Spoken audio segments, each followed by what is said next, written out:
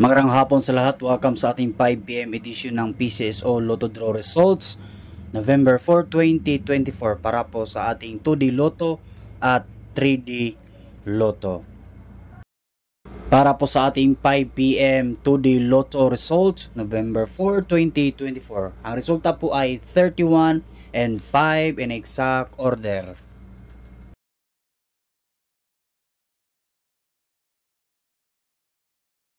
At para po sa ating 5 PM 3D Lotto Results November 4, 2024. Ang resulta po ay 5, 2, and 4.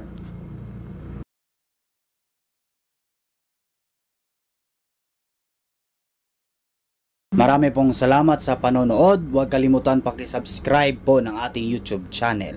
Marami pong salamat sa inyong lahat.